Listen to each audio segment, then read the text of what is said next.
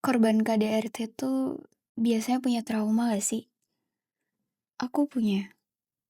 Mungkin karena traumaku yang bikin aku takut ketemu sama laki-laki kayak papa dan keinginan aku buat cari laki-laki seperti ayah Roman yang mencintai mama unconditionally.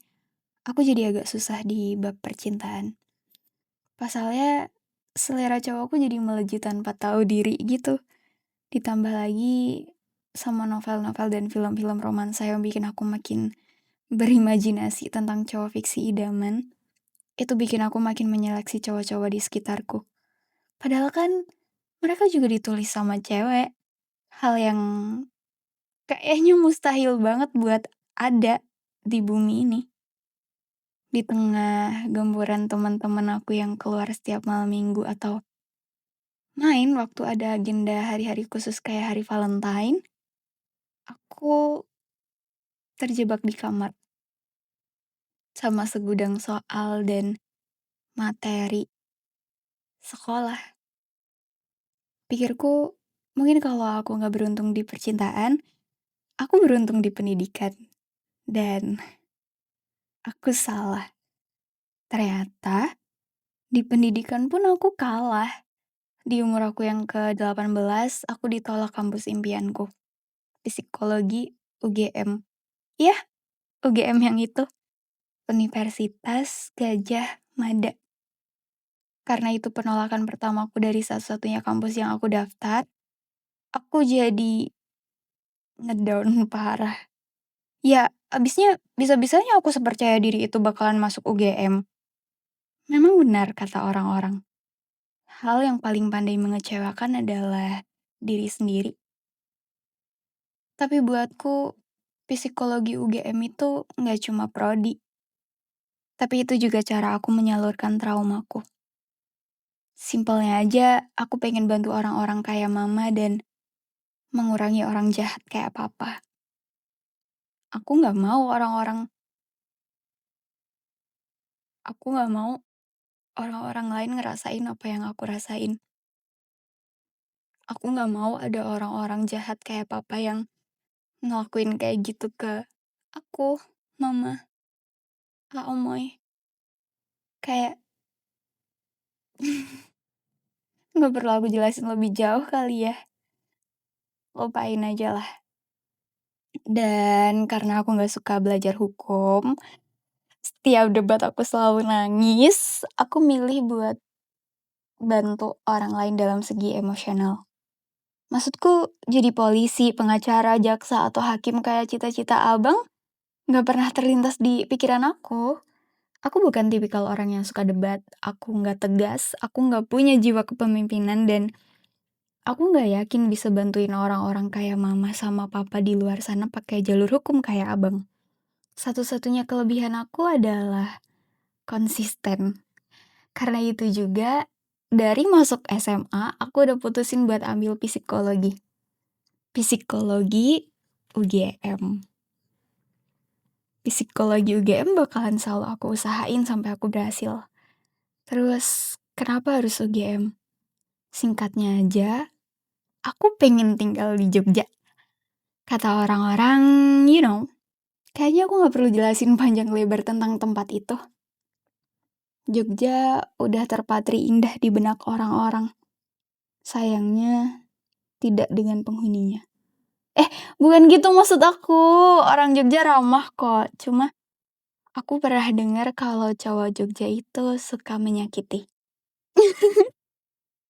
Itu semua kan cuma mitos.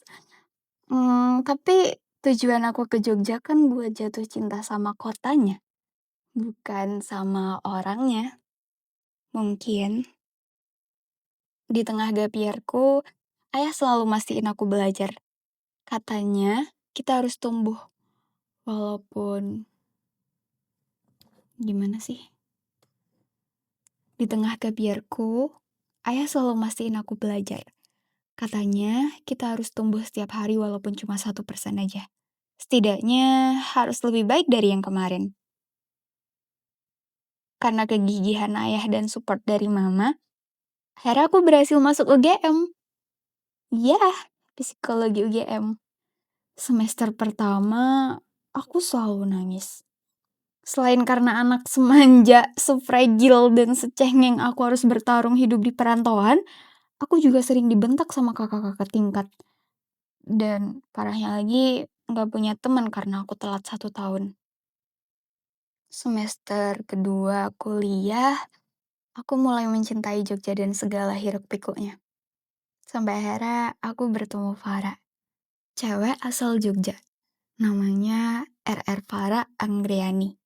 Dia cantik, wajahnya khas mbak-mbak Jogja banget. Di namanya aja ada RR-nya, Raden Rara. Gelar kebangsawanan Jawa. Di namanya aja ada RR-nya, Raden Rara. Gelar kebangsawanan Jawa yang biasa digunakan untuk perempuan. Di namanya aja ada RR-nya, Raden Rara.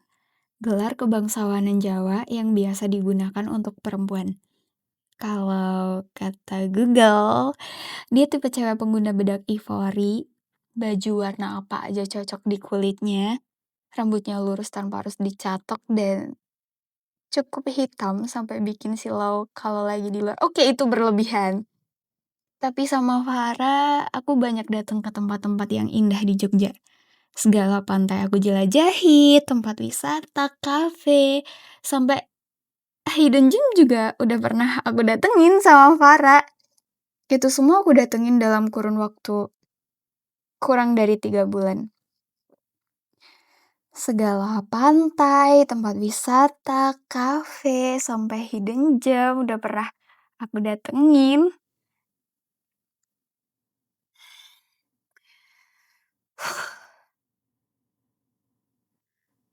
Segala pantai, tempat wisata, kafe, sampai hidden gem juga pernah aku datengin sama Farah dalam kurun waktu kurang dari 3 bulan. Cewek itu juga yang bikin aku semakin jatuh cinta sama Seluk-Beluk, daerah istimewa Yogyakarta. Bersama Farah, aku banyak datang ke tempat-tempat indah di Jogja. Segala pantai, tempat wisata, kafe, semuanya udah pernah aku datengin sama Farah dalam kurun waktu kurang dari 3 bulan. Cewek itu juga yang bikin aku semakin jatuh cinta sama segala seluk-beluk daerah istimewa Yogyakarta. Dan menjelang semester 3 kuliah, aku mulai berani keluar sendiri. Ngerjain tugas di kafe tanpa teman satupun, udah bukan jadi hal yang menakutkan lagi kayak sebelumnya. Lalu, saat itulah aku bertemu dengan seseorang. Seseorang yang membuatku berpikir, maybe he is the one, ayah romanku yang selama ini aku cari-cari. Laki-laki yang bisa mencintai, sebaik ayah roman mencintai Mama Bella. Laki-laki yang bisa mencintai, tanpa harus ada kekerasan di dalamnya. Dia dan Kairo. Lain kali bakalan aku ceritain seperti apa pertemuan kami. Dadah, sampai jumpa di next episode.